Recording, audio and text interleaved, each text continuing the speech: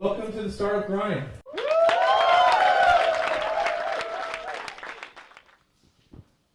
All right, now for the main event. Can I get everyone to stand up? Thank you, thank you. Tonight we have outspoken Atlanta entrepreneur Alan Nance, founder of WhatCounts and Springbot, and an investor in a number of companies here in ATV like Insight Pool. Can I get a big round of applause for him? Alan Nance.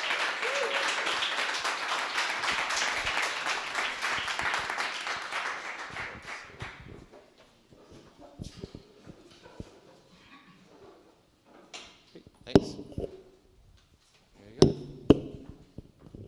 So someone just texted me and said that Joe Biden is in town. Really? That's why the traffic's so bad. Okay. Y'all So- know that? Joe Biden is actually, he's apparently down the street. Interesting. I did not know that. That is probably why the traffic has been so bad. We'll go ahead and get started so you guys can hear the speech tonight. So first of all, I want to thank you for coming out. So I follow your Twitter, @Alan Nance, if anybody wants to tweet him. He also does a blog, Ask Alan. And if you hashtag Ask Alan with a question, he will respond. I will. He's very good at it. I will. So As long as it's a good question. So I've seen a number of your interviews, and I want to create a dialogue tonight that challenges the entrepreneurs of Atlanta to look at themselves and see who is actually working on transformational businesses that will change the world. But first, for those unfamiliar with your story, can you briefly explain how WhatCounts got started and what it is? Sure. So very typical entrepreneurial story. WhatCounts was started in 2000 in the wake of the dot-com bust. Atlanta, it was really interesting. There are some similarities to a lot of the activity that I'm seeing right now in Atlanta, but you know, there was a lot of startup activity in 2000, 99, 2000. A lot of people forget that. I mean, in some ways, I feel like a lot of people, it's not that it's not better now, it's definitely better, it's definitely more active, but a lot of people have communicated to me as though like this is the very first time there's ever been a huge startup ecosystem in Atlanta. It's just, I can just tell you, having been here for 15 years, it's just simply not true. That's how it feels, though. I know, but I think it's just, I'm old, and now and there's lots of young people. But I mean, I would say this, is that the story of WhatCounts starts very similar to many of the stories that you'll hear about any entrepreneurial journey. It usually starts with some opportunity and somebody who feels like they're willing to take a risk to go start a business. The particular opportunity that I had was I had an opportunity to meet Louis Jordan, who at the time was a founder of a company called ValueJet. Many of you, if you don't know the story, ValueJet was the predecessor to AirTran. They had a tragic accident in Florida, and they ended up merging with AirTran and changing the name. And the AirTran story went on to become a great story. Well, when AirTran and ValueJet merged, they were relaunching the AirTran website and looking for a mechanism to deliver the email flight confirmations. So WhatCounts, we're in, you know, it's 13, 14 years later. We're in the email marketing business. We have about 600 clients. We'll send about 35 to 38 billion messages this year on 5 continents and 35 languages. It's a great business, but it really started with one account right here in Atlanta. And it's really interesting. I've kind of gone through the entire evolution of the email space. I know there's probably a lot of people in the room right now that think you like get some spam. But people really forget, in 2001, 2002, I mean, it was sick. I mean, you get 100, 150 spam messages a day. Now, if somebody gets like one of something that they forgot they signed up for, they get all pissed off. So, you know, if we follow up with you tonight after this event, everybody will be mad and you'll think that we spammed you. But I've gone literally through the entire evolution of email. And if you really sort of look at the history of email, it started as a transactional engine and became a marketing engine, and now the transactional space is hot again with companies like SendGrid, and you know they actually hosted an event here in the village recently. But if you just take a look at the start of WhatCounts, it was the third email marketing company that was here in Atlanta. So it was a company called Silverpop, which is still here. There was a company called Savista, which we actually ended up buying 4 or 5 years later. And there was the company that I started, WhatCounts. We all were probably within 2 or 3 blocks of each other. I think that's very, very normal.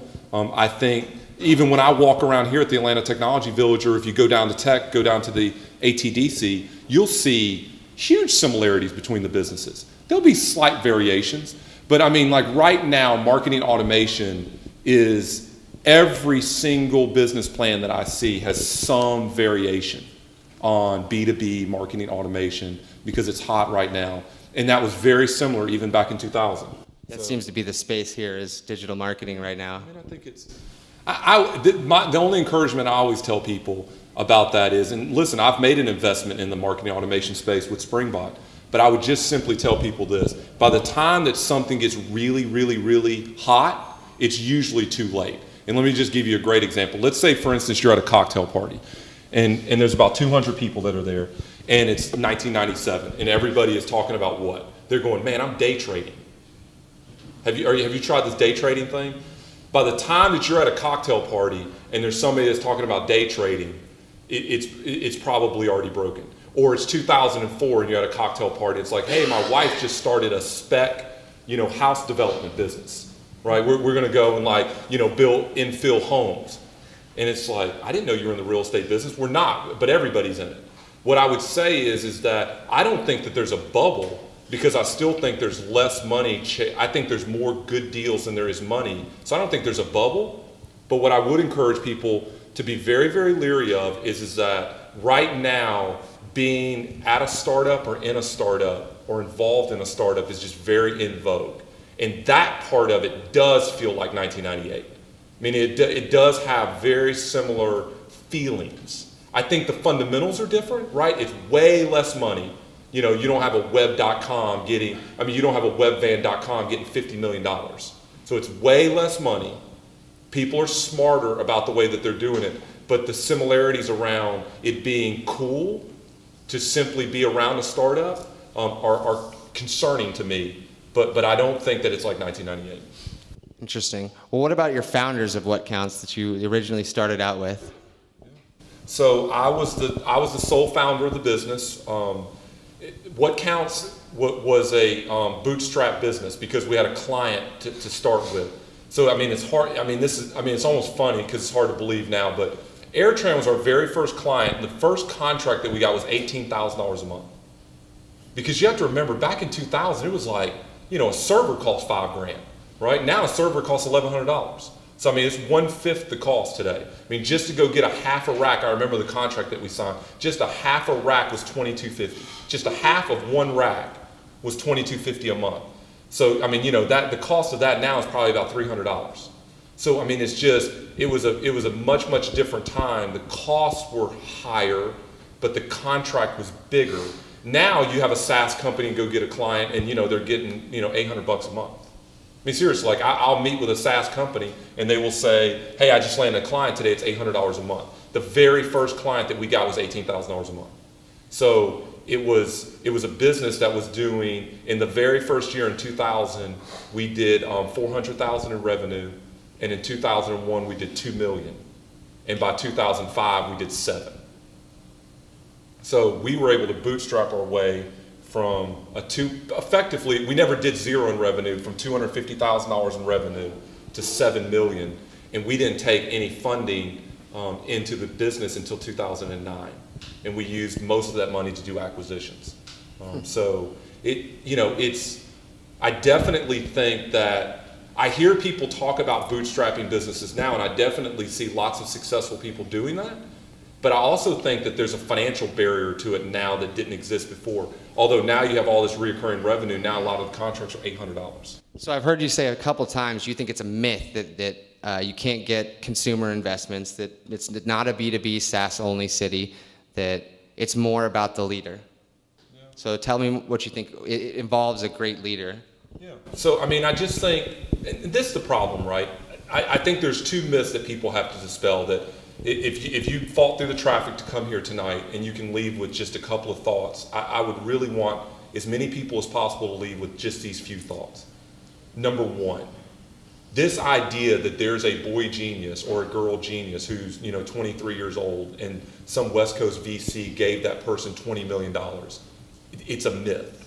That's not accurate. If you go back and really dissect these stories the way that I have, this idea of the youthful first-time entrepreneur without somebody else putting a stamp of credibility on that person is just, it's false. I mean, everybody can always find one, right? Like, I mean, I think I could find, a Sasquatch if you gave me enough time to go look for one, right? I mean, it's like, there's always outliers. But if you look at the core middle of what gets funded and who gets funded, it's more times than not, it is someone with a proven track record, maybe he's even had one or two failures, maybe had a success, maybe not. I don't think a success is a prerequisite for raising money, but the commonality between all of it is, I have studied this for almost 2 years now, and I have not seen this idea that there seems to be a growing group of people, specifically here in Atlanta, but I see it here. I spend a lot of time in Austin. I see it in Austin. I see it in other, what I would consider to be second-tier cities. And I'm not knocking Atlanta. There seems to be a growing group of people who are younger, first-time entrepreneurs who believe because they're not getting funded that there's not any money. And I can just simply tell everybody in the room that that's not true. So if there's one thing y'all can take tonight, just take away knowing that oftentimes the reason that something might not be able to raise money is because the person trying to raise the money is not fundable, right? I mean, I'm just being as honest as I possibly can. And then the second thing that I would say that I've really learned from studying these businesses and studying businesses that have been successful and raise money is if you take a look at who's getting money, it's people who are chasing a big market. And with the evolution of this lean startup concept and the bootstrapping concept, I'm starting to get concerned that it's becoming a self-fulfilling prophecy. Let me walk y'all through a use case. I'm young, I'm a first-time entrepreneur. I can't raise any money. So what do? I pivot. I refine, lean, until basically I have a narrow idea around a narrow product that is effectively a feature, right? Because I've literally just cut away as much as I possibly can until I'm basically left with a feature that I can go sell 10 times, 20 times, 30 times, 50 times. But what I'm saying is that if you really take a look at the people that receive funding, they have some kind of track record or somebody who's vouching for their track record, and they're chasing a big ass space. What I see is I meet with too many people who are young, inexperienced, and chasing a narrow feature, and they're upset that they're not raising money. And I think that it's a self-fulfilling prophecy. I think they're not raising money because of the way they're going about it. So does it go back to this idea that we need to look in the beginning at big transformational businesses that are instantaneously scalable? So like maybe Springbot, like Brooks Robinson, for example. Yeah, well, first of all, I think instantaneously scalable is not, like, you should get hit by a bolt of lightning for even saying that. But I think, listen, instantaneously scalable doesn't exist. But what does exist is this, is if there is a legitimate knock on Atlanta, and I don't even think this is a knock, I think it's just an investor risk profile preference. There's not lots of opportunity to raise big money in Atlanta around creating a market, right? So let's draw a clear delineation between creating a market and just being able to prove that the market exists, right? So for a startup like Springbot, how many people in the room know Springbot? Have gone to look at it, okay. All right, so e-commerce, online marketing automation, I know it's marketing automation. It's run by a guy named Brooks Robinson. He's the CEO. He co-founded a company called Cbion, which was in the VoIP telephone business. The market they're chasing, the SMB e-commerce market, he literally can go print off Magento, Shopify, BigCommerce, and Volusion. He can go print them off and go, there are 400,000 customers. Like, he knows there are. Doesn't mean he knows he can get 5,000 of them. But my point is, he was able to raise money chasing a market that was known and definable. So the only thing I would say is this, is that I just, and it goes back to the same, right? Like, even if you, like, Twitter just went public. I mean, if you really, this is what bothers me about the way too many entrepreneurs study this stuff. Everybody wants to take a look at Twitter and believe that Twitter was the thing that Twitter was that just went public. But it really wasn't, and they didn't raise $100 million when the thing started, right? So, I mean, at the end of the day, if you take a look at these businesses, I do think they can pivot and learn and change, but just not pivot to a feature. And that's the biggest knock that I see people doing here in Atlanta, but not only in Atlanta, but other places. It's my personal opinion, I am personally committed to trying to get as many entrepreneurs who are in business with me to not pivot towards a feature as I humanly possibly can. Like, I hope I will have done my job over the next 10 years if at least one or two startups that I'm involved with are just flat raging failures, right? Like, it's just not possible to build a big, huge transformational business without having some failures. It's just, I mean, that's just not gonna happen. I'm not gonna have 6 successes. I could have 6 okay businesses and, you know, live a decent life, but my personal goal over the next 10 years is to create 1,000 jobs. And I can't create 1,000 jobs if I don't go build a transformational business. I mean, it's just not possible. 100 jobs a year is a frickload bunch of jobs. Yeah, absolutely. And so what can we do as a community to maybe kill these ideas, quote unquote, faster that, you know, aren't going to make it? Listen, it's hard, right? Because, I mean, who are we? I mean, I don't, you know, I'm not, it's not like I'm God or anything. I don't get to go tell you what you can or can't work on. I think there's 2 things, right? Personally, I think the very first thing that we can do as a community is to change the what we define as the end goal, or what the end zone is, right? I know far too many entrepreneurs who the 5 or 6 names that they will rattle off when I have breakfast with them or they're raising money are not the 5 or 6 right names, right?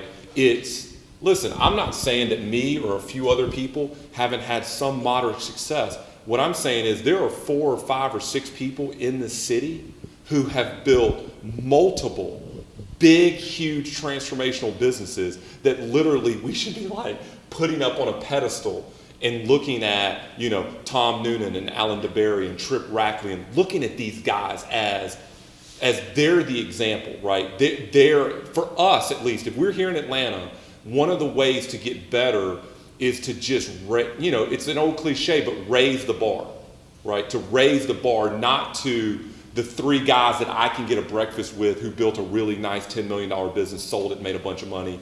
Okay, great, congratulations, right? Like that. I mean, so basically what that means is you had breakfast with someone who's rich. I mean, that's basically all you accomplished.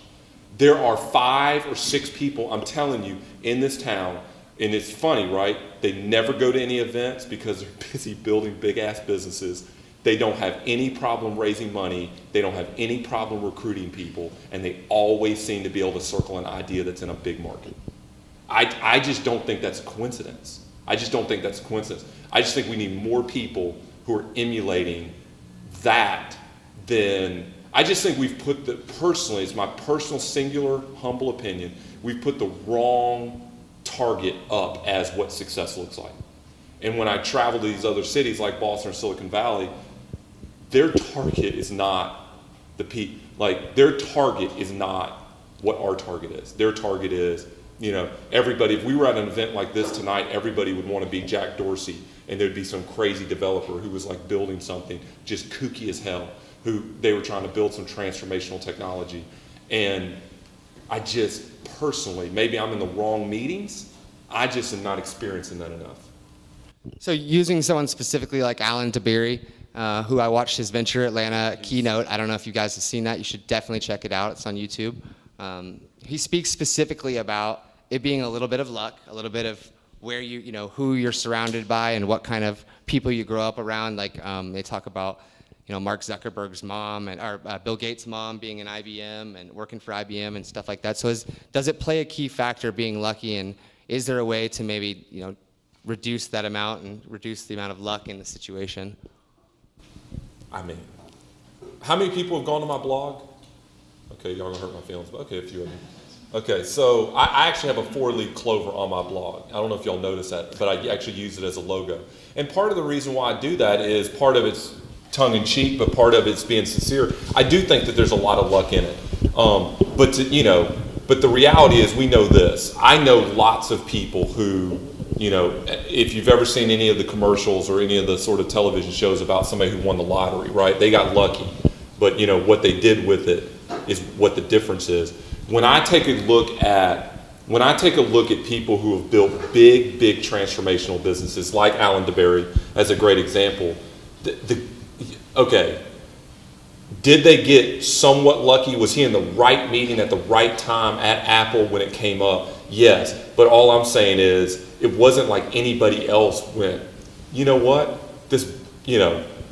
different people are going to have different phones who work for a company. I'm going to want an iPhone and you're going to want an Android. And somebody's going to want I'm going to use a PC and you're going to use a Mac. Like, it wasn't like he was the only person that saw that. He just executed on it flawlessly. And that's where I think the luck can create an opportunity. I personally haven't studied anything where the luck led to any great execution. If anything, I've seen the exact opposite, which is I've seen somebody have an opportunity and just execute poorly. So for me, whenever I'm getting involved in a business, I always look for the places where I can't control what the risk is, right? I can't control the risk around the technology because I'm not a developer anymore. So I just will not get involved in anything where that's a risk, because I view that as an execution risk. I'm not going to go into a business and go, I hope we get lucky and the product works, right? Like that doesn't make any sense. Nobody would ever say that. Nobody would ever go, I hope we get lucky and the code works. That's an execution thing. So yeah, I mean, I think anybody who thinks that luck doesn't have something to do with it is just being naive. And I think those are a lot of the entrepreneurs who then go on to make mistakes where they go, and I certainly am trying to avoid this, go, I'm a genius. So if I just touch something, it's going to work. I mean, I know so many guys that had X number amount of money and they're just throwing it at stuff, and they don't give enough credit to how hard the first one was. I mean, I tell people all the time, even though I had built one successful business, going back to square one with Springbok was really, really hard. And it was hard with a good CTO who had done 2 other startups, a CEO who had built a $500 million business. It's still freaking hard to start with a blank piece of paper, build a product, and go get 50 customers. That's so damn hard. And just people don't give that enough credit how hard that really is. So to me, anytime that I see a startup that's got a product that's working and they got customers, they're already, in my book, they're already 75% of the way, because I just know how hard that is to build a product and go get some customers. It is harder than anybody will ever admit, and it's harder than anybody talks about. Yeah, which brings me to my next point, exactly. You have created a few programs here to help people, help students, and help entrepreneurs grow at execution. Specifically Flashpoint, you want to tell us a little bit about that and what brought you to create that? Yeah, so Flashpoint was actually started by Merrick first. Has anybody met Merrick? I met him, actually. Okay. Merrick's a good guy. He's very smart. He's been studying this concept. And here's what's funny, right? I think Merrick and I really get along because I'm not completely convinced is the way he's convinced, right? Merrick is convinced that you can engineer a startup, that there literally are however many pieces, you can deduce it down to a science, right? You can engineer a startup. Listen, I'm not saying it doesn't help, but I'm saying there's a whole hell of a lot of will that goes into it, right? I mean, that's not about engineering, that's just about something that's more down in your gut, and you just have to kind of will it to a certain place. I don't think that he would deny that, but Flashpoint is basically a very fixed 120-day program down at Georgia Tech where every team that enters the program gets $25,000. It's 120 days. It feels somewhat like a class because it is. I mean, Merrick's a professor. The core, and he would hate if I said this, but the core of what Flashpoint is about customer discovery, doing market fit, right? If you got an idea, the simple premise is before you haul off and spend a bunch of money going to build a product, make 200 phone calls to prospective customers and just fake it until you make it, meaning just act like you got a product and see if they would buy it from you. He's not saying call 200 people and lie to them. I think he's trying to make a point. He's trying to make a point. Don't spend $1 million building something that nobody will buy. Go make 200 phone calls and do customer discovery and try to get to a place. And listen, I wholeheartedly agree with that, right? I mean, I just think, as a sales and marketing person, I'm not in the business of building something I can't sell to somebody. But I do think that if anybody's interested in Flashpoint, their next cohort starts in January. It's a great program. Springbot ran through it. And there's no question that Springbot went into Flashpoint a B and came out an A+. And because of the customer discovery calls. Making 200 phone calls to small to medium-sized e-commerce stores and asking them what their top 3 marketing challenges were and consistently hearing the same thing over and over really refined that product. And there's like, I have zero doubt about that. I think Brooks would have gotten there eventually. I just think Flashpoint sped it up. So you think even completing, already having been a CEO, Brooks really needed the program to have complete, to complete the business? I think so. I mean, listen, I think this, right? If you just believe as I do, which is, at least this is my opinion, I don't think I'm a genius. I do think I've been somewhat lucky, but I think that I also execute very well. If you don't think that you're a genius and you believe that startups are really hard the way that I do, and if you try to do one a year and you know how hard that is, only an idiot would go, I'm not going to take as much help as I possibly can get, right?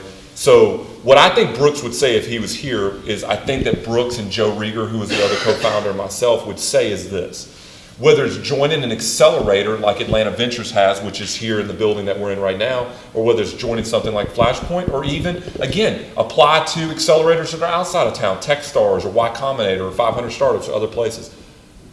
There's clearly a rhythm to starting a business. And if you have some help with that rhythm, and that help is mainly focused around customer discovery, I say absolutely. If you're having a bunch of meetings with accountants and lawyers and you're like drafting up a bunch of paper, those are a waste of time.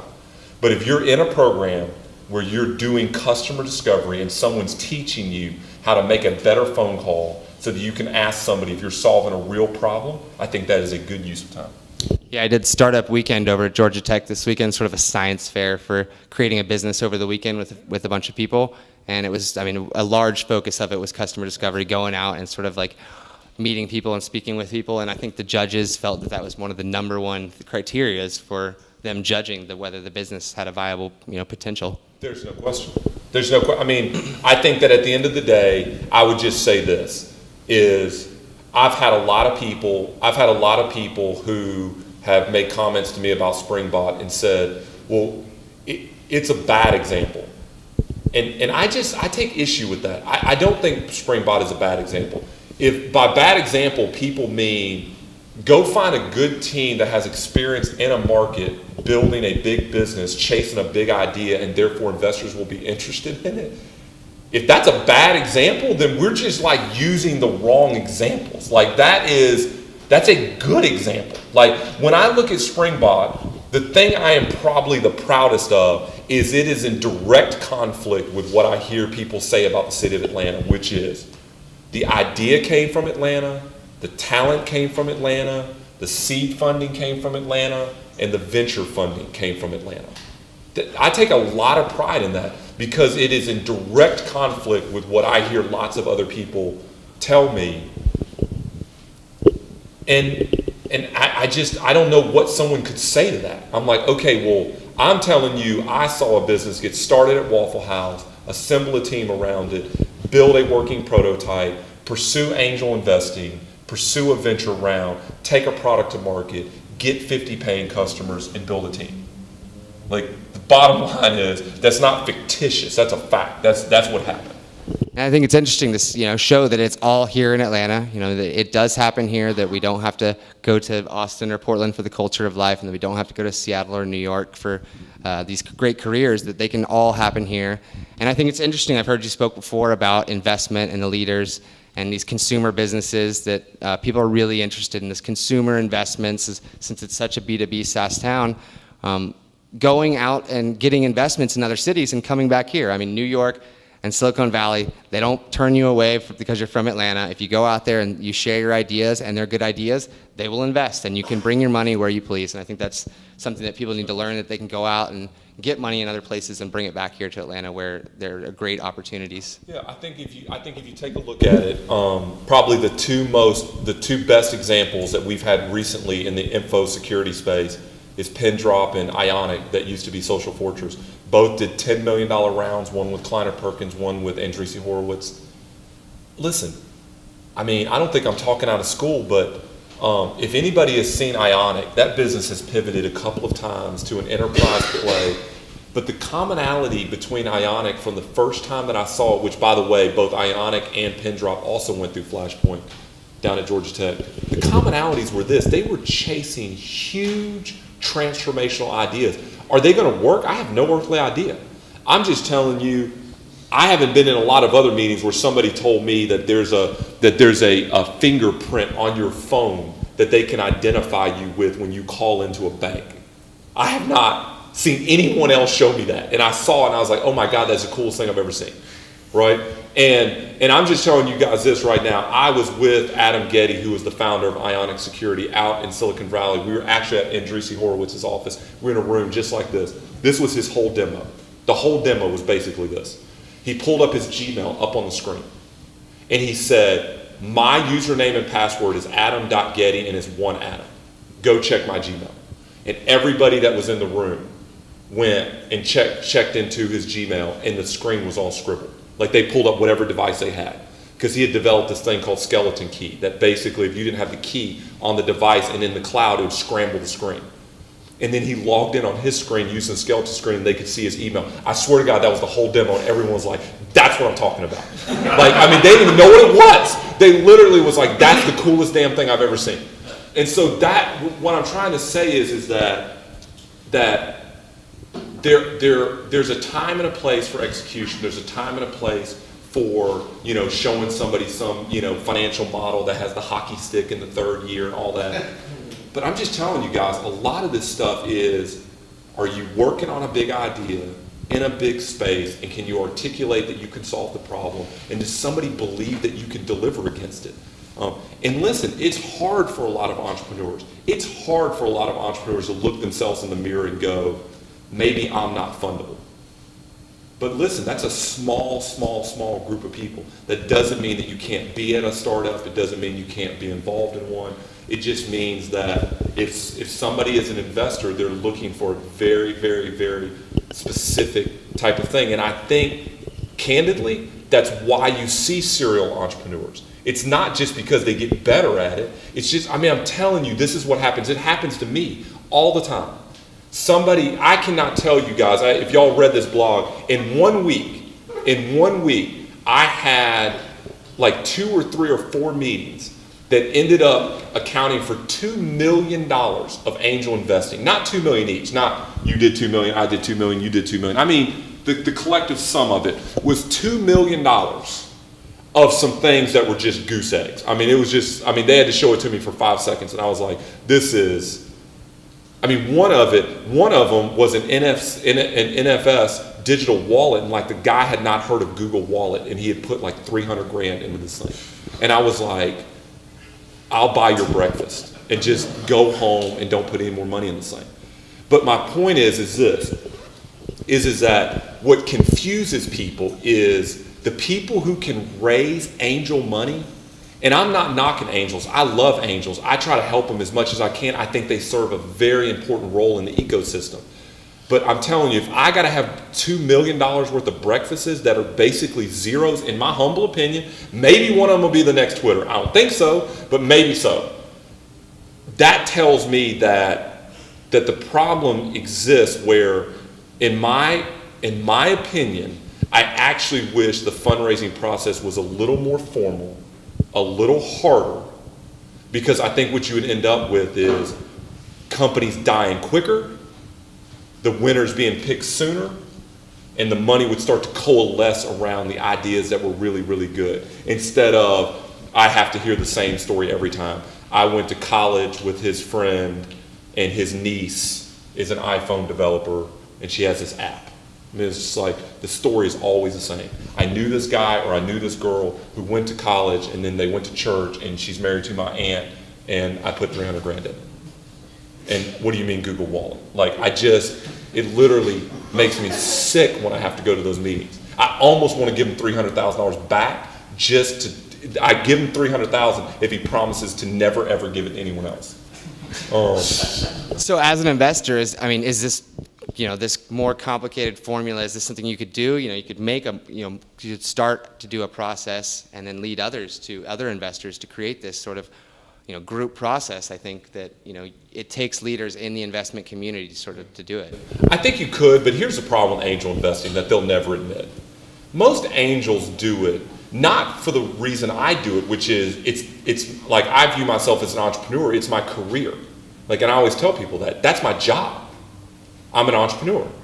A lot of these people, I hate to say this because it sounds terrible, it is borderline entertainment, right?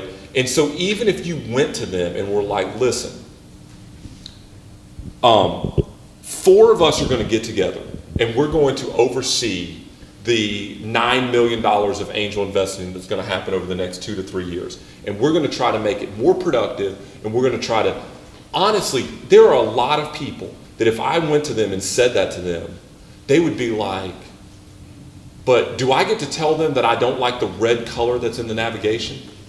And I'm like, no, you don't get to tell them that. Okay, well, on Tuesdays, do I still get to have breakfast with them at Waffle House? I'm like, no, you don't get to have breakfast with. I mean, seriously, these would be the conversations that come up. But listen, I always say this: if you're an angel and you're investing your money, it's your money. You can go in your front yard and set it on fire if you want to.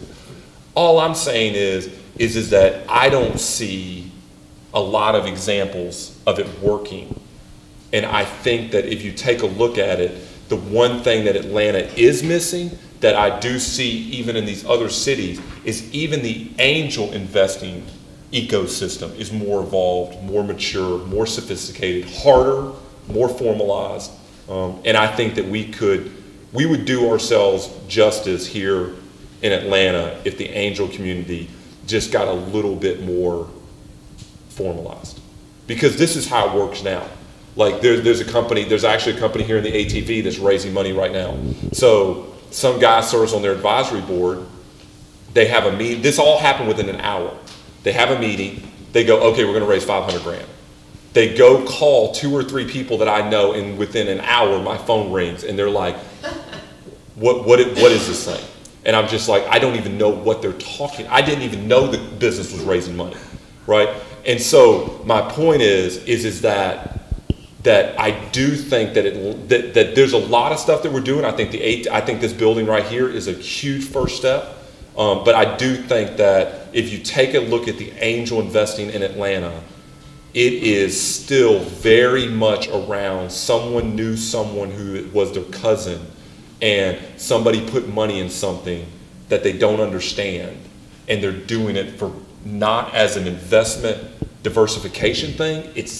There's an aura of entertainment to it, which is, again, who am I to tell somebody what they can do with their money? I'm just saying I'm not convinced that helps the entrepreneur, which is what I'm trying to do. I'm not convinced that it helps the entrepreneur, and I'm not convinced that it's a good way to make money. I'm just not. I absolutely agree. I think that it's definitely a sort of entertainment factor to angel investment, and that when ideas are told that are sort of entertaining, that they hold more reach with entrepreneurs and with angel investors. And I think that has to do a lot with telling these stories to them and being able to understand what they're going through. But I think that if you reach back to the scalable ideas that you talk about, these big transformational ideas that like Brooks Robinson's and Springbot, is there some sort of formula that he's creating, or some sort of advice that you can give to people so that they can begin to look at scale from the beginning? Yeah, I think it's 2 things, right? I think number 1 is, if you think about a scalable business, you got to pick some number, right? I'm not a big fan of the whole Chinese math, which is, you meet that startup and they're like, we're launching a phone app in China, and there's 3 billion people. If we just get 1% of them, we're going to make $1 billion. I don't like the Chinese math that people do sometimes. But what I would say is is that, at least for me, I am trying to look at businesses that have a clear path to 100 million in revenue. And again, it's just, I don't think businesses become billion-dollar businesses. You don't go from 50 million to 850 million. Like, that's not what happens. You pass to 100 million. And if you really take a look at the software space, the number of companies that reach 100 million, it's a big, big milestone. And if you take a look at a company like AirWatch, you start to see the velocity that starts to get created. Once you have 1,000 employees, you're doing 100 million in revenue. It just starts to feed on itself. So what I would say is basically this, is that if you have an idea, one simple thing you can do is just ask yourself, what does a model look like that gets it to 100 million in revenue? And is that feasible? Like that's just a beginning question. I just see a lot of companies that get started and they're like, you know, I don't know how big the market is, but I know that people really want this. And that's just, it's always scared me when I hear that. I want to hear that there's 100,000 customers and we can go call on them, and all 100,000 of them might tell us no, but at least somebody tell me that there's a bunch of potential customers. And then the second thing that I think that people can do when they think about scale is, what I see happen is a lot of these entrepreneurs, and I was guilty of this when I started WhatCounts, a lot of these entrepreneurs start a business, they're really good salespeople, they go get 3, 4, 5, 6, 7, 8 customers, they get a little bit of revenue, and they never scale out of themselves, right? They never build a machine to build a predictable revenue. How many people in the room have read the book Predictable Revenue? Okay, that's a prerequisite for you, right? Yeah, great book. If you have not read the Predictable Revenue book, go read it. I don't read it like a Bible. I think there's a lot of stuff in the model that I've actually changed, but as a core, it is definitely a top 5 book that every entrepreneur needs, because it gets to the heart of this idea that, you know, Alan Nance, who might be, you know, let's say, for instance, I'm involved with a startup and their product is, you know, I'm just gonna pick a number. Their product is $200 a month, right? And I'm like, I'm gonna go get them some customers. And I predicate my investment on the fact that I can go get them 2 or 3 or 4 or 5 customers. Okay, well, the person who goes and sells that, when we go scale the business, they're not gonna make $200,000 a year. They're gonna make $35,000 a year or $40,000 a year plus commissions. I'm not saying a $50,000 or $60,000 a year job is bad. That's a great job. But my point is, one of the things that we're doing at Springbot that really Brooks is so good at is so they have now gotten to 50 paying customers, and it took them about 16 months from start to 50 paying customers. I personally have not seen anybody in the city do it faster than Brooks has. 50 paying customers it's a big milestone. It's still, right, I mean, it's still way upside down. I mean, it's, you know, the thing costs $199 a month. But having 50 paying customers is interesting to Brooks, but what's more interesting to Brooks is having 50 paying customers that were acquired using the ideal profile of the person that would go get 500 customers. Does that make sense?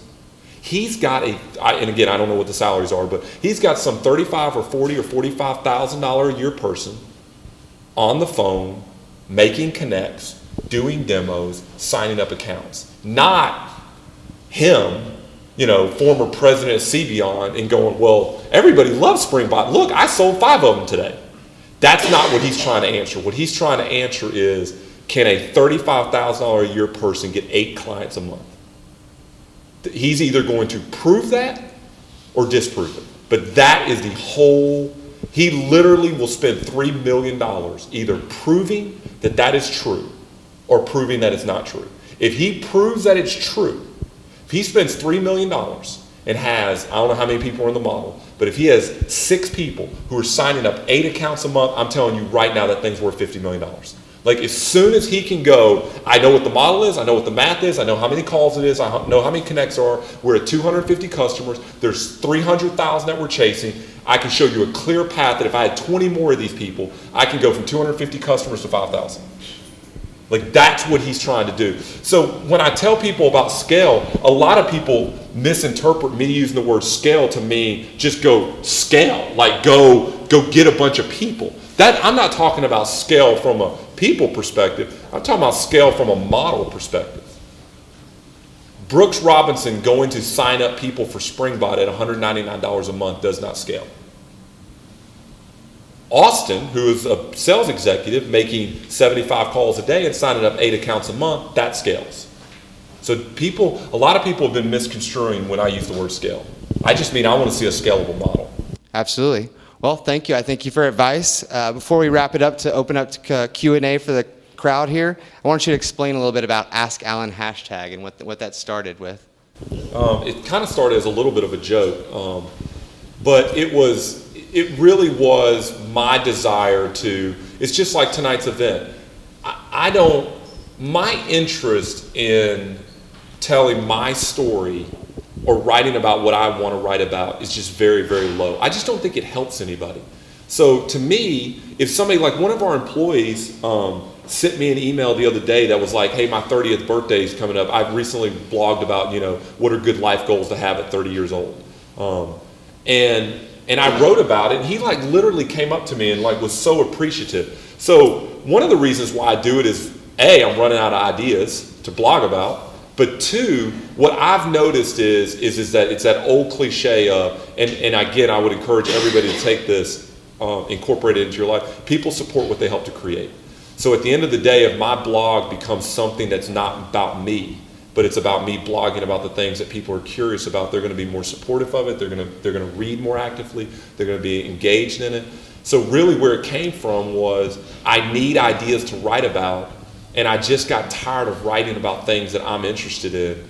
I wanted to write about real questions that people had so that I could try to provide to the dialogue some texture so that people could benefit from it. Create actual educational value in your blog here. And I learned from it too. Because when people ask me a question, I spend several hours going to research it. Just read about it. I don't spend days and days. So what I do is I usually read for an hour and I write for 30 minutes. That's my format.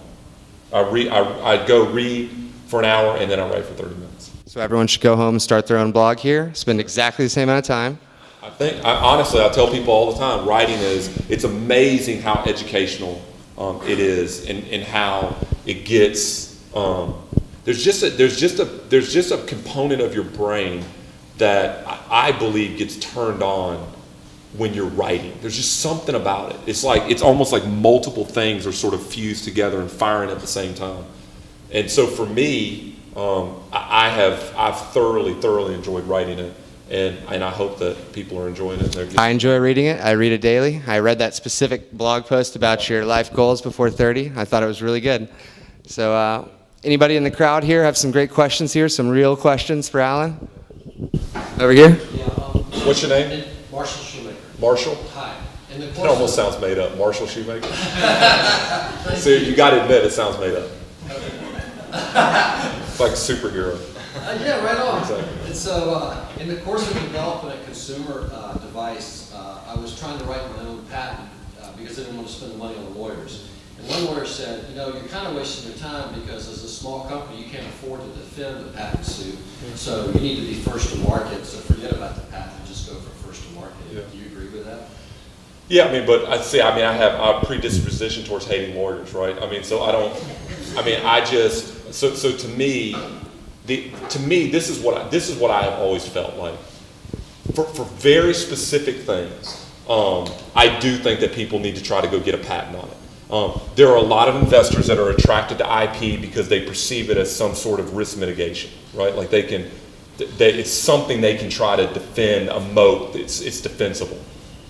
But the advice I've always gotten around patents are the most defensible patent is a piece of technology that's in use, not an idea. Like, if you take a look at the patents that really get defended, they are things like Amazon's one-click purchase, right? Things that are in use, that are in production. Not, I just came up with an idea, so I'm going to go write a patent and I'm going to draw out a diagram of it. I'm never going to build it. I'm never going to try to commercialize it. And I'm just going to wait and see if somebody else does, then I'm going to go file a lawsuit. Those are what patent trolls do. So the advice that I've always gotten is there is some value to it, but most of the value comes from it being used out in a commercial way because it's going to be more defendable. But I've heard patents are 50 grand. That's not chump change. I've heard a patent 50 grand. But also, I would just tell you this, Marshall, I'm just a different type of entrepreneur. Like I joke, I actually wrote a blog about people sending me non-disclosure agreements. I literally will tell anybody something that I'm working on. I don't care what, they still have to go compete with me in a market. I'm so utterly obnoxiously convinced of my ability to go execute. I'll tell anybody. Like I'll be at breakfast and they'll be like, what are you working on? I'll tell them who invested in it. I'll tell them what the product does. I'll give them a damn demo. I don't care, right? Like it just doesn't matter to me because at the end of the day, I'm trying to compete with myself and I'm trying to do that. Now, are there unique instances like pharmaceuticals, drugs, and yeah, there is some stuff. But most of the things that I've been involved with, I see some of these startups and they're like, hey, I want to go patent this algorithm for this Twitter search thing that we're doing. And I'm just like, man, that's just a waste of time. Let's just go build a product and go try to get 50 customers. But that's my opinion. You can take it or not take it, but I wouldn't spend my money. I might spend your money, but I wouldn't spend my money trying to get a patent. Thank you. Thank you, I appreciate that. Get some customers. Anyone else here? Here in the back? How will you go? What was your name? Mark. Mark, okay. What is the criteria that you use to evaluate a company, a startup? Yeah. Give us some- Yeah, that I'm going to get involved in? Okay. So I actually blogged about this also. I have some very, very specific ones. The first one is that this is my personal opinion, I won't get involved with a business that is not technically led. Meaning, if I meet with somebody and they're a sales and marketing person or they're a business person, they have an idea, I won't get involved with them. That's my personal criteria. So number one is the founder has got to be technical. And if it's software, have the ability to build the first version or at least some of it, right? I understand some software, it's like, maybe it's so big that he or she can only build a prototype. But my very first number one criteria is that the founder has got to be a developer. So I'm very developer friendly. Like that's what I'm looking for. I personally am out. I'm not out meeting with, I'm not trying to be funny, but guys like me, sales and marketing, they're a dime a dozen, right? People who are great engineers who can build a solution to a problem, to me, that's harder to find. The second thing is, if there is a business person who's involved in it, I won't get involved in a business where there's a business person where the guy's like, well, I'm the developer, and the other guy's like, well, I'm the sales and marketing guy. I'm a co-founder, and I own 50% of the business, and that person hasn't invested. The business people, at least in my model, get very little margin for error, but it's my own personal preference. But if I find a developer, if I find a company and the developer owns 50% and the business person owns 50%, I'm looking for it to be much more like 75-25. And for the 25, I'm hoping that person has made some kind of investment. I've just had very, very bad experiences with business-oriented founders. Hell, I'm one, so I'm throwing rocks in a glass house. I'm just sharing with you the model I've refined it down to now that seems to work.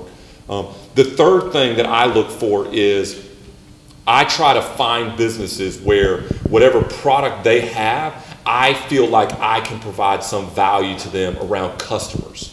So I have either me or the syndicate of people who invest with me, we can go get them some customers, or at least go see some customers so I can make sure that people actually want this product or that there's a real problem, right? The fourth thing that I specifically look for is I call it attainable market, not addressable. I look for a very, very specific set of customers that we could potentially target. And I randomly pick 5,000. There's no science to that. But I want to be able to go, okay, we're going to go call on churches, or we're going to go call on coffee shops, or we're going to go call on this, or we're going to go call on that. Like, I want something to start with where it's not like, anytime I meet with an entrepreneur and they're like, the world, like they think that's good. That's bad. That's not good. That's bad. Like when I meet with an entrepreneur and they're like, as soon as the statement starts with there are 380 million people in the US, I'm just like, stop. Just stop. I mean, it's not. So that's my, I want something that we can identify. I'm not saying it's the only customers we'll ever chase, but something that's vertically focused to begin with so we can go chase something.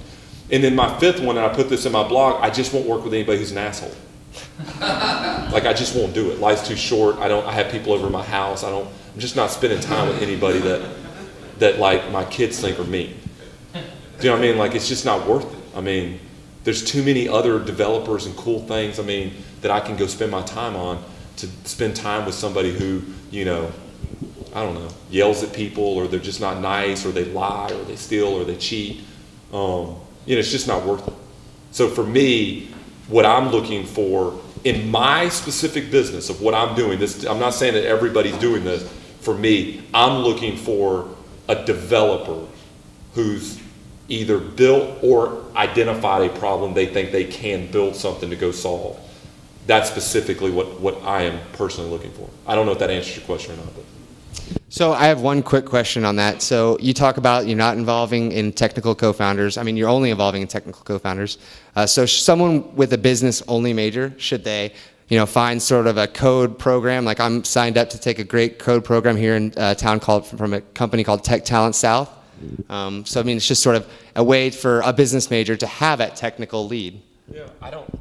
Would that be enough for you? I mean, would that even, or is it still going to feel like you need a more advanced technical computer science only major? And listen, I think you're asking two different questions. I'm not trying to plot somebody's career because Lord knows I hope that I'm not the final destination for everybody's career.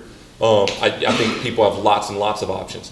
I'm saying for me, what I have found out is every investment that I have made that has worked has been technically led. And every one I have made that hasn't worked has either had some sort of hybrided part-time developer working on it, or it was outsourced, or there was a business guy who had, like, of course the thing was in a 2x2 and it was in a PowerPoint slide and it was like, you know, there were quadrants. I mean, it's just every single time that I see that, it doesn't work, and for me. So what I would say is, if somebody wants to be involved in any business that I'm involved in, I mean, if you take a look at it, right? Like, take a look at Springbot. I think Springbot's a perfect example, right? I've known Joe Rieger, who's the CTO of Springbot, for almost 10 years. And he's probably shown me 3 or 4 or 5 different things, all of which I didn't like any of them. But I always was just mesmerized by his engineering talent. He just always seemed to struggle building something that somebody actually wanted.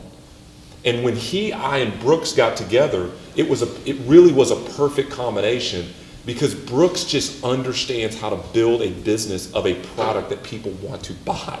And I think that that's evidenced by the fact that they've gotten so many customers so quickly. And listen, I'm not saying they're over the hurdle. They can't get to 5,000 customers. They have a they're missing, you know, whatever. They're missing 2 zeros.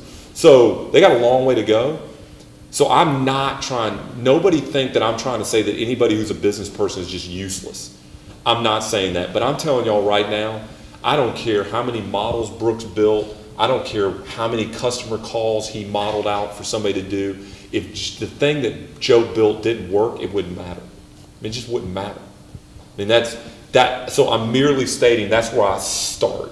It's not the end all be all. I hope, again, like I said, I'm trying to create 1,000 jobs over the next 10 years. All I'm saying is the first seed of each one of those 10 need to be a developer. So I'm not saying there's going to be 950 developers. I mean, hell, it might only be 200 developers out of 1,000.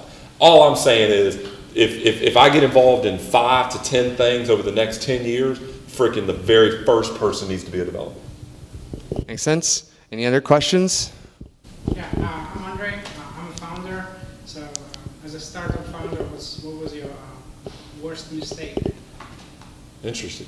I made a bunch. Well, I love to learn on others' mistakes, so I Yeah, no, I understand. I think the biggest mistake that I made, which I think some of it was, I mean, I was 23 years old when I started my first business. So I think the biggest mistake that I made was I just became enamored with my own stardom. And I think that by me trying to do everything and me feeling like I needed to be involved in so much stuff, I've thought back so many times where had I just given somebody else a chance and maybe coached them along, maybe it wasn't exactly the way that I wanted them to do it, but it was close enough. And it was a teaching opportunity, and I could have went and showed them how I would have done it. I didn't learn early enough that real leaders create superstars. They're not superstars. I just didn't learn that early enough. And it's clearly the biggest mistake that I made. And it is not a mistake that I make now. I mean, I do everything in my power to help, empower, break down obstacles, and be in a position where I want the people that I'm involved with, I want them to be superstars. I want them to get better. I want them to be great. And some of that was youth. I think some of it was just a sense of ownership and pride and feeling like, well, if I do it, it's going to be better. Whether that is or is not true, the company wasn't getting better. By me doing everything, the company was not getting any better. I should have been investing time trying to make other people better. Early on, if I'd have done that for 5 years, there's no telling where we would have gone. And I just didn't do that. It was just, everything was just, everything was just too focused on me trying to control too much. Clearly the biggest mistake I made. Sweet. Well, first of all, I want to thank you for your time. I know you have 2 children at home that you stepped away from to do this, and I really appreciate it.